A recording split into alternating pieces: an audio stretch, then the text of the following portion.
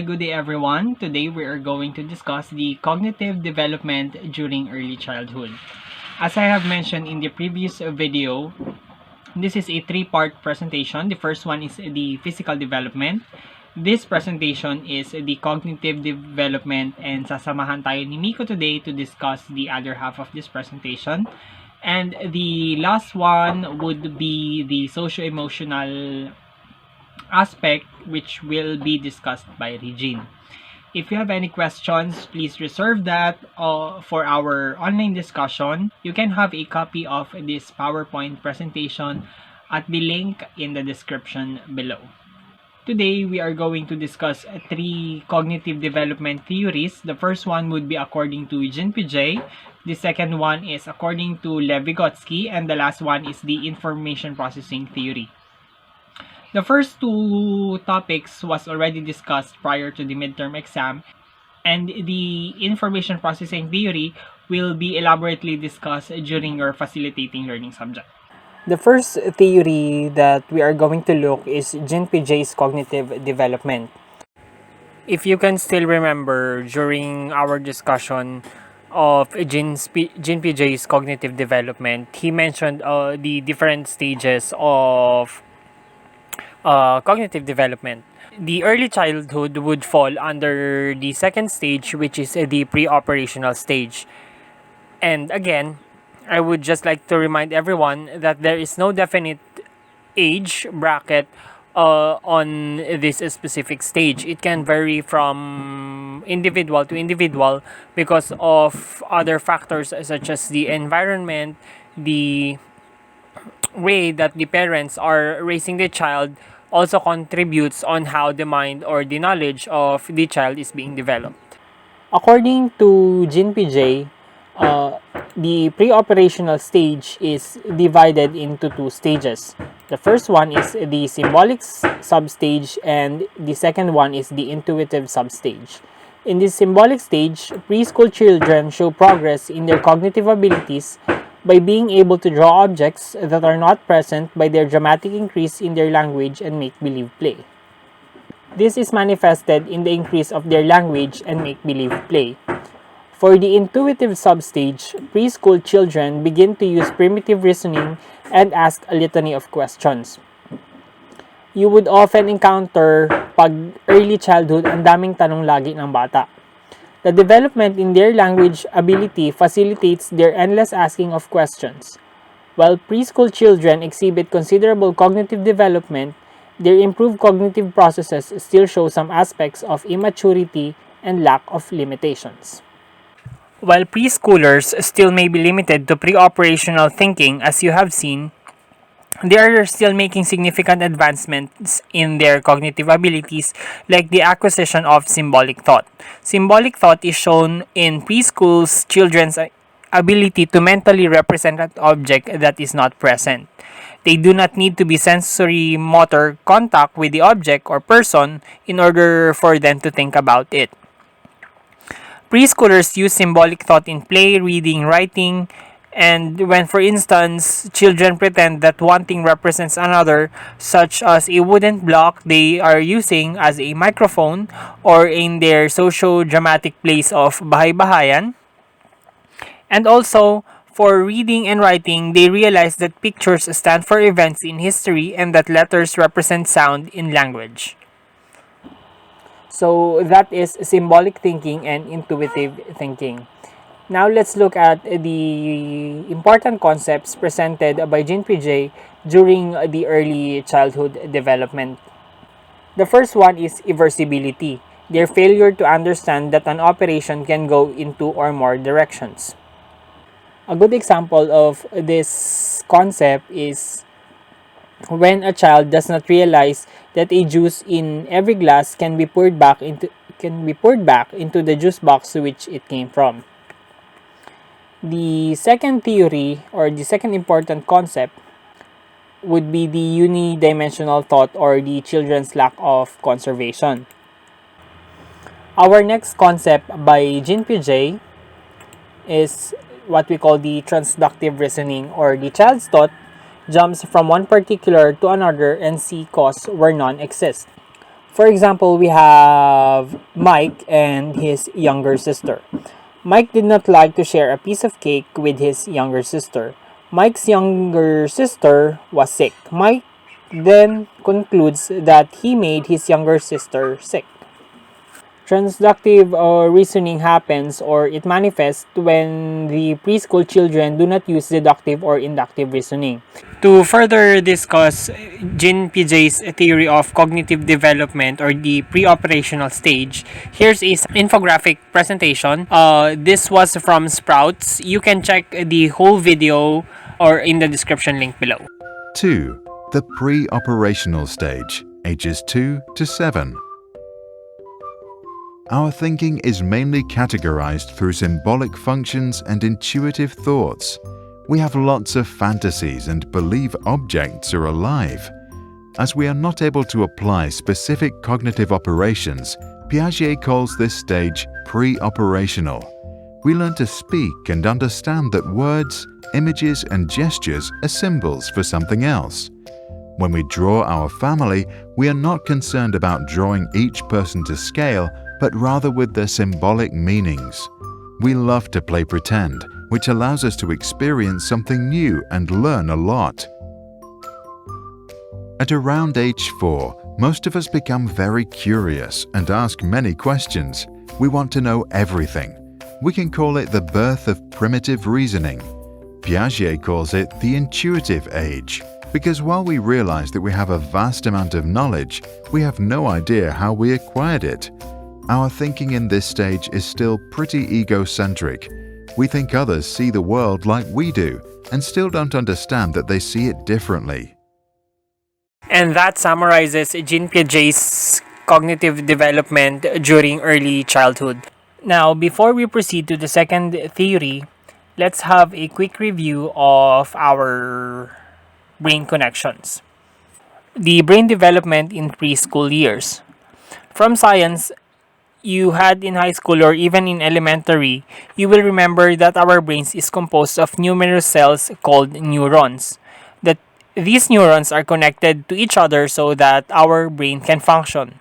The cell connections are what we call synapses or synaptic connections. And during the early childhood years, at the age of 2, children have developed half of the brain cell connections that will be made during one's lifetime. And at around 6 years of age, the brain develops for more sophisticated thinking patterns. Given this fact that the brain connections or half of the brain connections are happening during the early childhood years, brain research has pointed out the crucial role of the environment during this stage. Experts have shown specific areas of brain activity that respond to environmental stimulation. Therefore, the brain forms specific connections or what we call synapses that are different for each person. The quality of this connection depends on the quality of stimulation exposure provided by the environment. For this specific topic of environment and caregiving, this will be discussed later on by Miko. During the preschool years or early childhood years, this is a very crucial stage because this will be one of the stepping stones of how the child will grow cognitively. This is one of the formative stage prior to the toddler stage. Another evident change that you can see during the early childhood is the development of language. Language development is divided into 4. The first part is the phonology, and it is often manifested by cooing, bubbling sounds, and they are often uttering words that they allocate for specific meanings. For example, pagbata, ang tawag niyan sa sasakyan or sa kotse ay brum brum. And when playing, they often make sounds in their make plays or their dramas. For example, yung isang bata naglalaro siya ng, let's just say, Superman, and he's making this bzz or the zoom sound while playing it. The second stage of language development is the semantics, wherein the child is giving word meaning or they are learning the meaning of the words. Symbolic thinking involves language, literacy, and dramatic play. Children rapidly conclude that sounds link together to make words, and words represent ideas, people, and things. Throughout the preschool years, children's language development becomes increasingly complex in the main four areas. The third one would be the syntax or sentence construction, and the last one is the pragmatics. During the preschool stage, it is not uncommon to hear children using "god" for went, "foots" for feet, "childs" for children, and "run" for the past tense of run. This is an overextension of rules. We have to remember that at this stage, the children is not yet aware of grammar, and they are using what we call the transductive thinking, as I have discussed earlier. In syntax or their sentence construction, preschoolers tend to cling to a consistent word order, so they form questions not by following the pattern subject verb object order, but by simply saying with a rising intonation the sentence in the natural order, such as "mother is coming." Likewise, preschool children tend to have difficulty with the sentence in the passive voice. When told the car was pushed by a truck, preschoolers demonstrate a car pushing a truck. Preschool children learn to use language successfully in social contexts or the pragmatics, the social language. With an expanded vocabulary and improved grammar, preschool children become skilled conversationalists and often initiate conversation. You would often observe that preschoolers napakadaldal, ang daming tanong. During early childhood, hindi sila nauubusan ng topic, kahit may ginagawa ka, may irita ka na lang kasi ang dami talaga nilang gustong malaman. As they advance in age and as they continuously interact with people, preschool children expand rapidly in their vocabulary through the concept of fast mapping. Fast mapping is a process by which children absorb the meaning of a new word after hearing it once or twice in a conversation. We have pointed out that during early childhood development, language is one of the important skills per se that is being developed in a child. We have pointed out that during early childhood development, language is one of the important skills per se that is being developed in a child. Given this fact, let's now take a look at the second cognitive development theory, which was presented by Lev-Vygotsky. We have already discussed this prior to the midterm exams.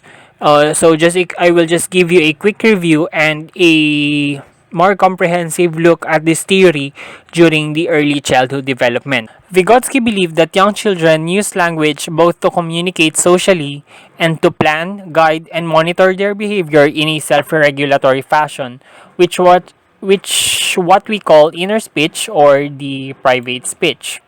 Lev-Vygotsky believed that young children use language both to communicate socially and to plan, guide, and monitor their behavior in a self-regulatory fashion. This is what we call private speech. Na-discuss na natin to in previously, and this is often manifested kapag nakikita niyo yung bata na naglalaro tapos nagsasalita siya mag-isa. For Piaget, private speech is egocentric and immature. But for Vygotsky, it is an important tool of thought during early childhood. Children must use language to communicate with others before they can focus on their own thoughts. This implies the importance of interaction of preschoolers with caregivers for language development. Vygotsky also asserted that preschool children are unable to achieve their highest cognitive development on their own and that they can improve their cognitive development through the use of scaffolding from more skilled children and adults. He introduced the terms zone of proximal development and the zone of actual development. When we say zone of proximal development or ZPD, the tasks that are too difficult for a children to master alone but can be with guidance and assistance. In short, the ZPD captures the preschool children's cognitive skills that are in the process of maturing. The ZPD has a lower limit and has a upper limit. The lower limit of the CPD is the level of cognitive development reached by the preschool children independently, and the upper limit is the level of additional responsibility the child can accept with assistance of an able instructor. The process by which the adult is helping the child during the on the zone of proximal development is what we call scaffolding, or the changing support over the course of a teaching session with the more skilled person adjusting guidance. And the adjusting person or the guiding person is what we call the more knowledgeable other. It is the more skilled person that adjusts to a child. I know you have a prior knowledge on this topic because we have already discussed it before. This was just a review on how Levygotsky gives emphasis on language and social interaction during the early childhood development. The last theory that I will discuss is information processing theory. This is a model that conceptualizes children's mental processes through metaphor of a computer processing, encoding, storing, and decoding data. For information processing theory, this will be elaborately discussed to you on your Prof Ed 2 subjects or facilitating learning subjects. This is one of the learning theories that we need to know on how an individual learns. So, for this one, I will discuss it to you in terms of the preschoolers or during early childhood. In analogy, information processing theory is like the computer processing data so that we can access it short term or long term. Information processing theory describes how the learner receives information from the environment through the senses, and what takes place in between determines whether the information will continue to pass through the sensory register, then the short-term memory, and the long-term memory. The first stage is when the child receives information that passes through his senses. After receiving the information, it will then go to what we call the short-term memory, or this is called the working memory. After processing in the data or information in that stage, it will go or to the long-term memory, whereas this is the final or permanent storage of information that a child received. For a child to learn or for a learner to have access to that information in long-term memory, there are several reinforcements that is being made. However, I will not elaborate on that because that would be on a separate topic. Looking at these stages, it may vary for every child because we have what we call rehearsal and speed and efficiency of acquiring information. Under this theory, I will give a few key points that you need to remember when it comes to early childhood. The first one is a preschooler's attention span lasts longer than that of a toddler. Compared to toddlers, medyo mas mabilis makuha ang attention or mas matagal ang attention ng preschoolers. Attention is focused only in aspects that stand out at the expense of those that are relevant to solving a problem, performing well on a task. The third one is short-term memory for preschoolers retain only for up to 15 to 30 seconds. However, for adult learners, usually this is around 18 seconds or less.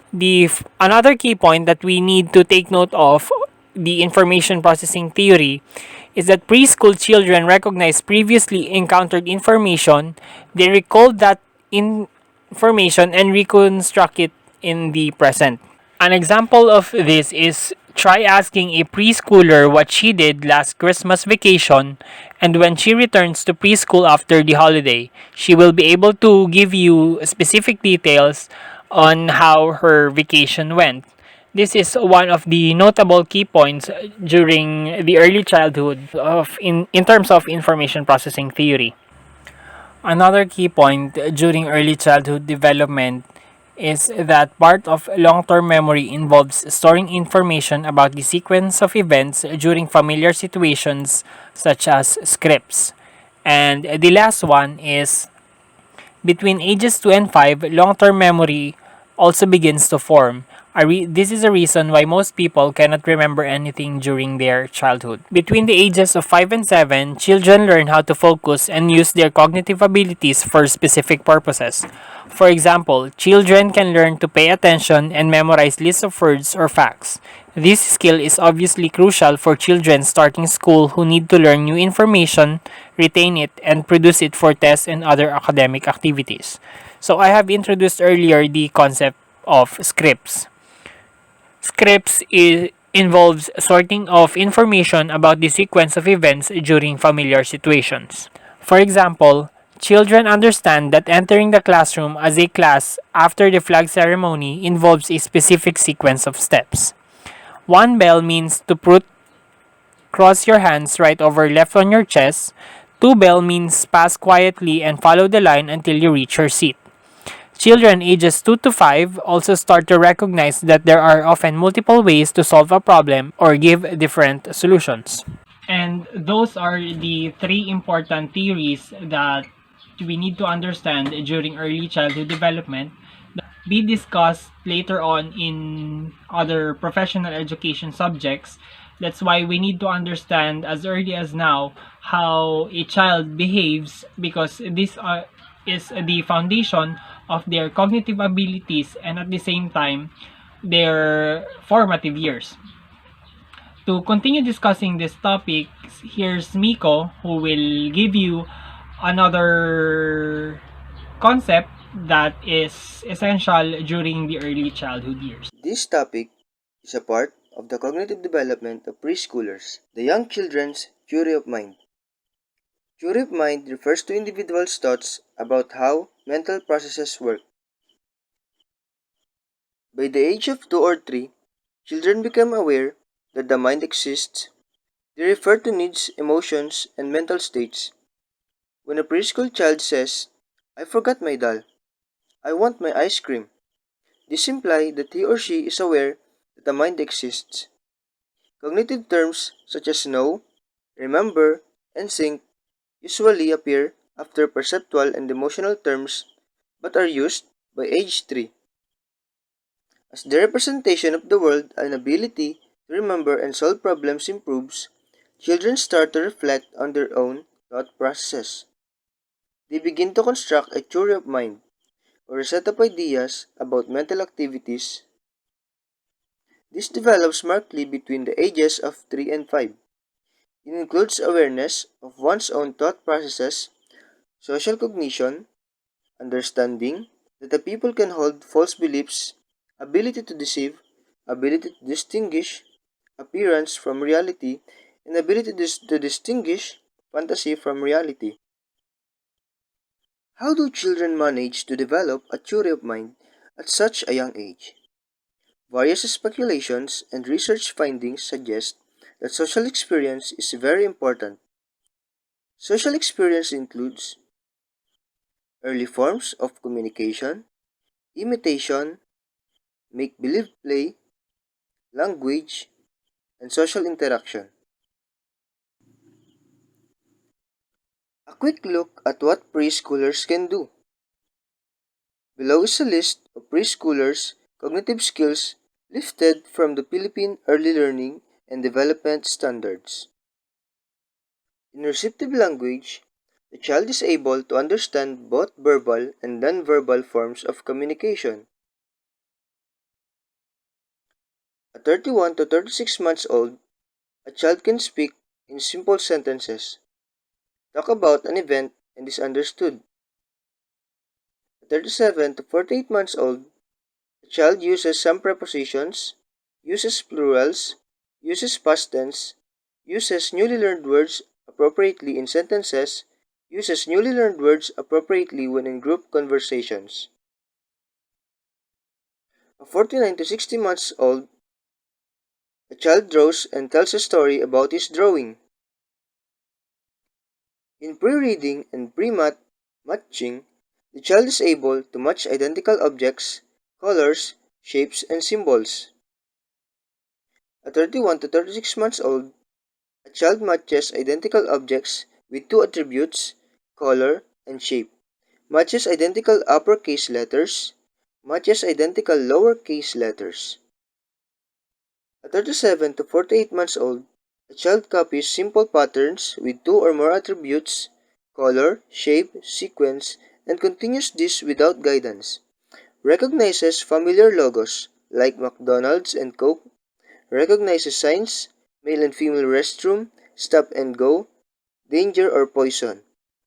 Matches identical 2 to 4 letter words, matches identical single digit numbers, matches identical two-digit numbers.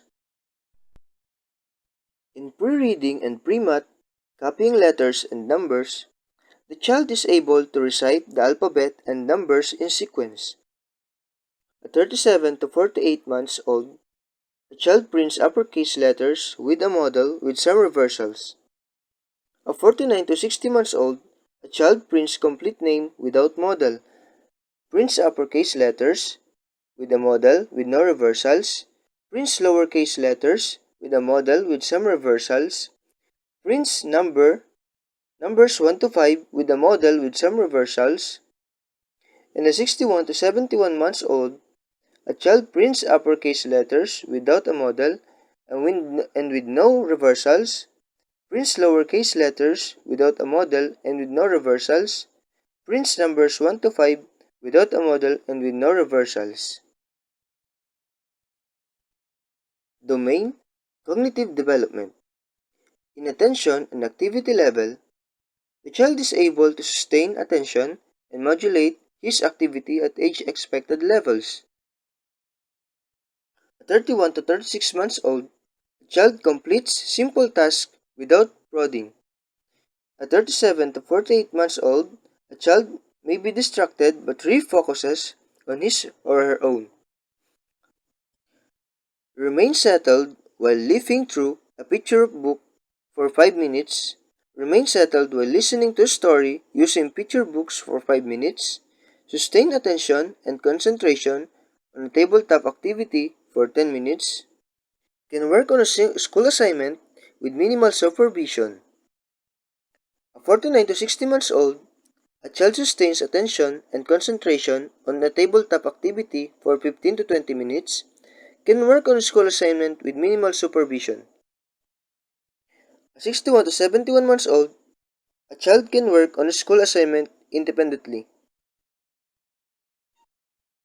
In higher ordered mental abilities concept formation, the child develops basic concepts pertaining to object constancy, space, time, quantity, seriation, and uses this as the basis for understanding how materials are categorized in his or her environment. At 31 to 36 months old, knows the difference between a recent event and one that happened a long time ago, counts with one-to-one correspondence, understands the concept of number quantity, relations from 1 through 5, hands over 5 objects when asked, groups objects by shape, arranges objects by length, arranges objects according to size, can tell in what way two things are the same, can tell in what way two things are different. 37 to 48 months old, a child can tell which is prettier or nicer of two items based on his or her criteria, groups pictured objects according to category, can tell which is left and right on him or herself, understands more and less, understands the concept of conservation of matter at a rudimentary level. At 49 to 60 months old, a child can tell which is the left and right of people facing him or her, knows the difference between yesterday, today, and tomorrow, understands the concept of number quantity, relations for 1 to 10, demonstrates concept of addition using finger or objects, demonstrate concept of subtraction using fingers or objects. In higher ordered mental abilities, cause and effect relationship, the child is able to understand the cause and effect relationships. At 31 to 36 months old, a child can complete a simple pattern, beads, pictures, shapes with occasional guidance. At 37 to 48 months old, A child understands reasons behind rules and practices in school, understands reasons behind rules and practices in the community, like those pertaining to sanitation, environmental preservation, and others. In memory, episodic memory, the child is able to recall people he has met, events, and places he has been to. At 31 to 36 months old, a child talks about things that happened during a particular event that occurred some time back. In memory, memory for concept-based knowledge, semantic memory, the child is able to store verbal information in short and long-term memory. At 37 to 48 months old, a child repeats 5 to 7 words, sentences correctly, memorizes the lyrics of a short song, memorizes a short rhyme, remembers the gist and many details of stories told or read. At 49 to 60 months old, a child can recite the days of the week with some errors, remembers lesson learned in school even after several days have passed. At 61 to 71 months old, a child can recite the days of the week with no errors, can recite the months of the year with some errors. In higher ordered mental abilities, logical reasoning, the child is able to follow the logic of events, reasons why this happened, and draw accurate conclusion by evaluating the facts presented to him. At 31 to 36 months old, a child can complete a simple pattern, beads, pictures, shapes with occasional guidance. At 37 to 48 months old, a child can tell what is silly or wrong with absurd picture scenes, relates experiences in sequence or as this happened, can appreciate humorous stories or jokes that his or her peers also find funny, like knock-knock jokes, knows that certain things are the same and therefore can be substituted for each other, like liquid and powder detergents, can state opposite relationships, can give substantive reasons why he or she likes something or not, can argue a point stand logically, can complete a simple pattern, beads, pictures, shapes without guidance. 49 to 60 months old, a child knows that certain elements remain the same even if their positions change. 2 plus 3 and 3 plus 2 equals 5. Able to predict what will happen next in a story. Can predict how a story will end halfway through. In higher ordered mental abilities, planning and organizing, the child is able to plan and organize a simple, familiar activity. At 31 to 36 months old, a child can plan how he or she will carry out an activity with adult guidance, eating, household chores, and putting structure in activities. A child has almost everything he or she needs before starting an activity.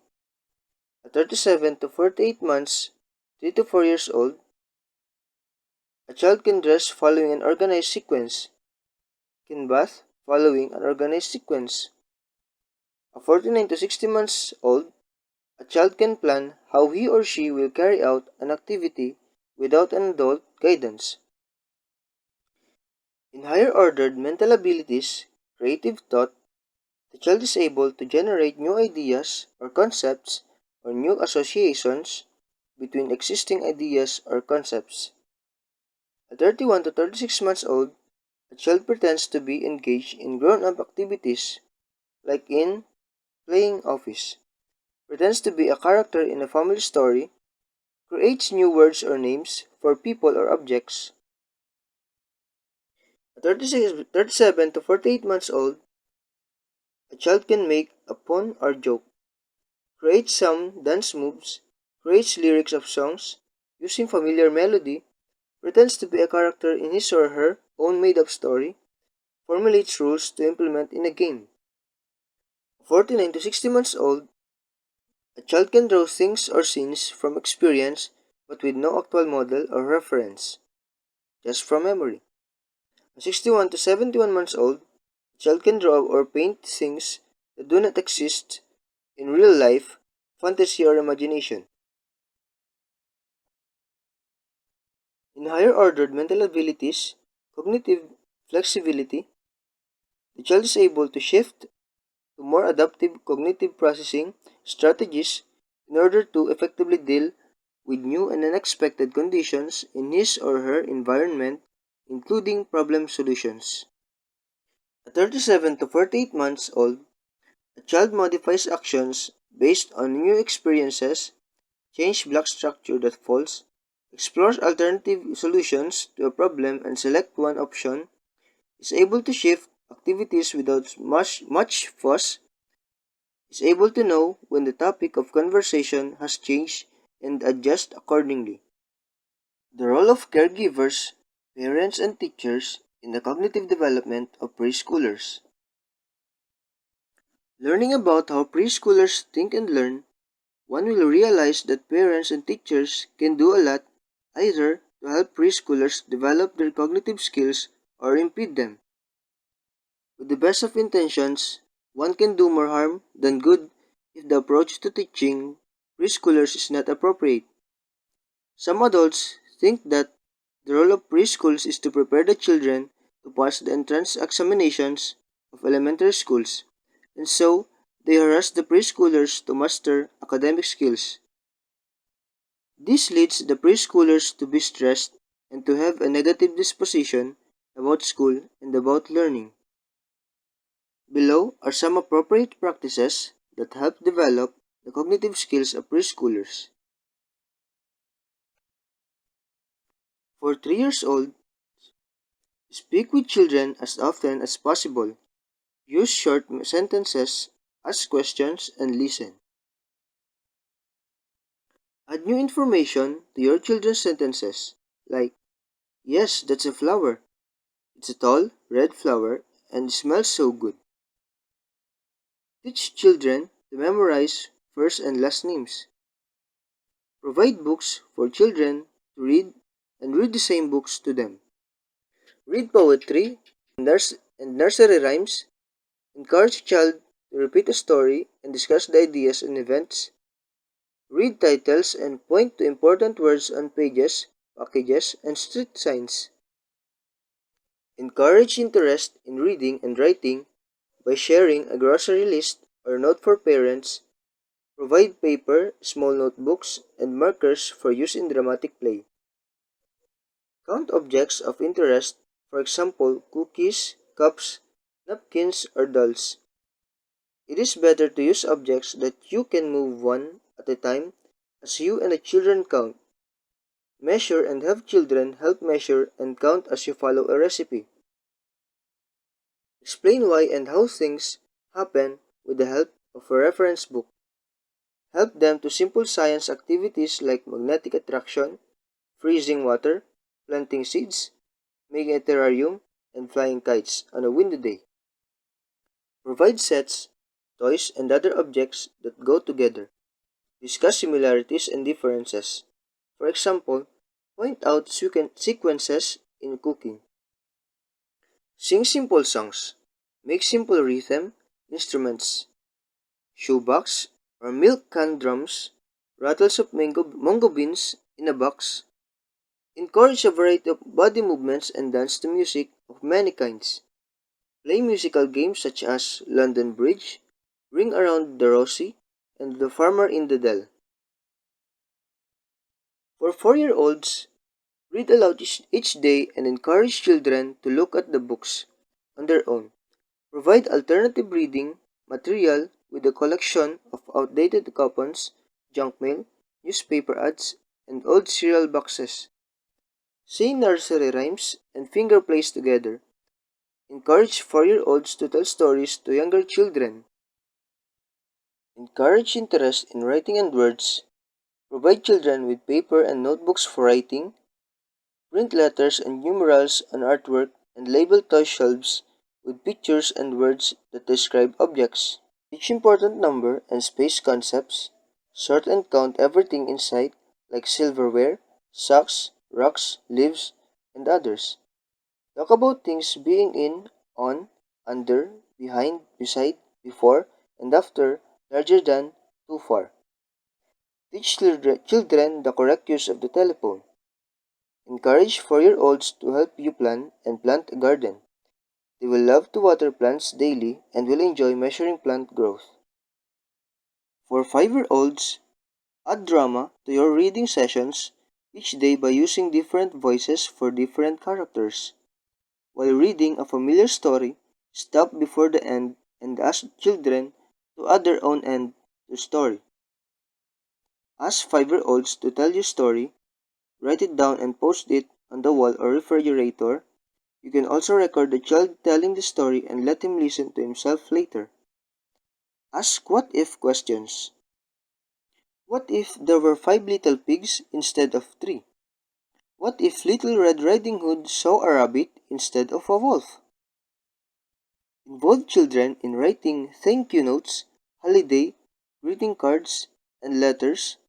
If a 5-year-old enjoys copying letters, let him dictate a short message to you and copy it from your writing. Give 5-year-olds opportunities to sort, group, match, count, and sequence with real-life situations such as setting the table, counting the number of turns, sorting out socks, and matching fabric swatches. Expose them to games involving matching pairs.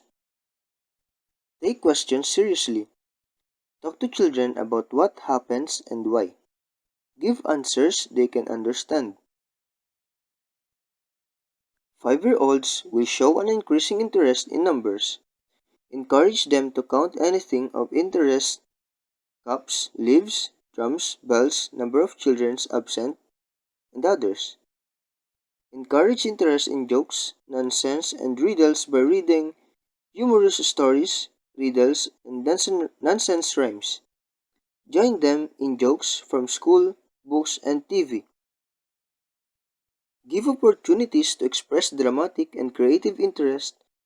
Teach children how to move their bodies to dramatize the opening of a flower, falling leaves, or rain, wiggly worms and snakes, and laundry blowing in the wind. And that's it for today's discussion. If you have any questions, please write them down and send it to the online group discussion that we have, and we are going to entertain those questions during our